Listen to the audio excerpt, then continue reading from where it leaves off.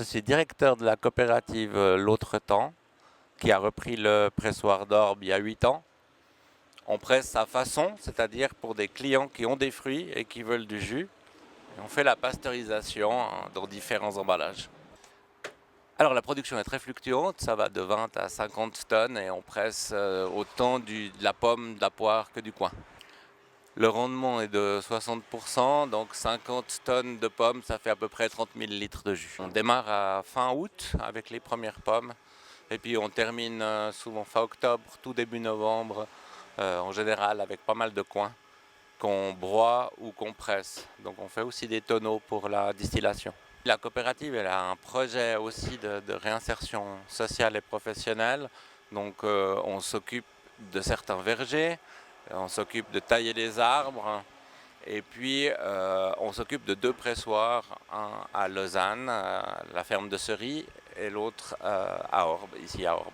Évidemment que dans la production, on engage aussi des personnes à durée déterminée, donc des saisonniers, certains qui sont réguliers et d'autres qui sont nouveaux, donc on reforme une équipe chaque année pour assurer la production et puis que la pression ne soit pas sur les épaules des personnes qui sont ici pour reprendre confiance dans le travail. Nous, on travaille essentiellement pour des mesures de réinsertion de l'assurance invalidité. C'est souvent des gens qui ont eu des très longs arrêts maladie, qui ont perdu beaucoup confiance et qui doivent se réinventer une identité professionnelle.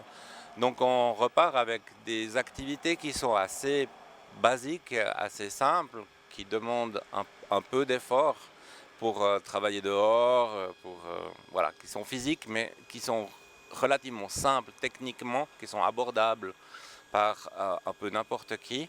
Et puis là le long, vu la structure qu'on a et la production et les différentes saisons, ben, ils trouvent des activités dans lesquelles ils s'épanouissent un petit peu. Et le séjour, il peut être de 3 à 9 mois, suivant les programmes. Et puis souvent, on a des gens qui arrivent vraiment à se réorienter puis qui démarrent ensuite une réadaptation professionnelle. Ben ici, on a cette particularité de presser des petites quantités pour chaque client et le jus est séparé. C'est-à-dire que dès le départ, la traçabilité des lots, des noms des clients, des caisses, elle est déterminante. Et puis après, il y a tout ce qui est en lien avec l'hygiène. Donc bien sûr, il faut que ce soit broyé, il faut que ce soit pressé. On n'a pas de filtration, on ne travaille pas avec de la décantation avec des enzymes. Pas du tout, il n'y a aucun ajout, donc le jus est non filtré, il n'y a aucun additif. Par contre, on doit être très rigoureux avec la pasteurisation pour que le jus soit rapidement pasteurisé et qu'il n'y ait pas de risque de fermentation ou d'autres contaminations. L'interface de l'agriculture, le fait de travailler avec la nature, de travailler avec le vivant, ça permet de refaire des raisonnements, d'avoir des nouvelles perspectives.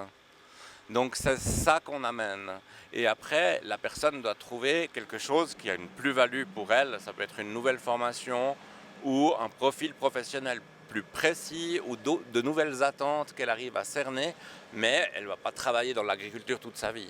Depuis des années, en fait, on a participé à différents projets avec la ville de Lausanne, que ce soit à la ferme de Roverea ou au pressoir de Sery, qui est un projet de la ville dans lequel on apporte le savoir-faire, disons.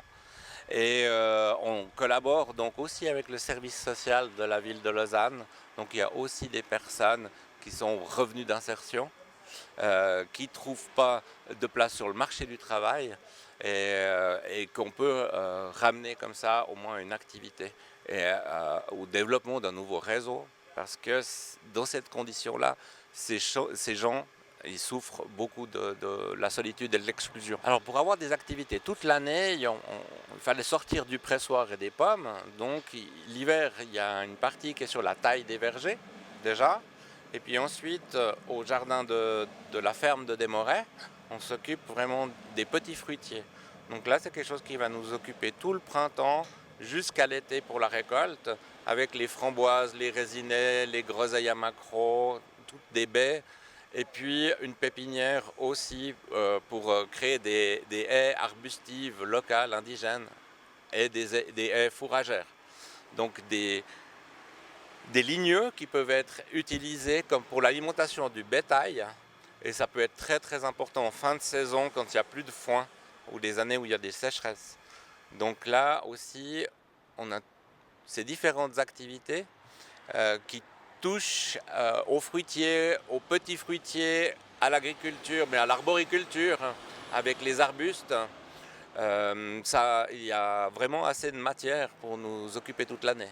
Il y a de plus en plus de jeunes qui travaillent dans des institutions sociales puis qui ressentent le besoin d'avoir un nouveau support, un nouveau média pour travailler avec les personnes. Et le fait de travailler ou avec des animaux ou avec des plantes, c'est vraiment quelque chose qui est un support extrêmement intéressant. Pour moi, qui est un peu cette figure de patron d'entreprise, c'est aussi un rôle qui est intéressant avec les personnes en mesure de réinsertion. Parce qu'elles ne prennent pas de risques chez nous, elles ne sont pas en danger, mais il y a quand même ce cadre productif qui font qu'on est au travail, on est tous au travail, on est tous avec une exigence et un besoin de résultats. Et en plus ici, on le fait pour des clients. C'est-à-dire que le public est à la base de la production. Ça, pour moi, c'est quelque chose qui est extrêmement précieux dans le processus.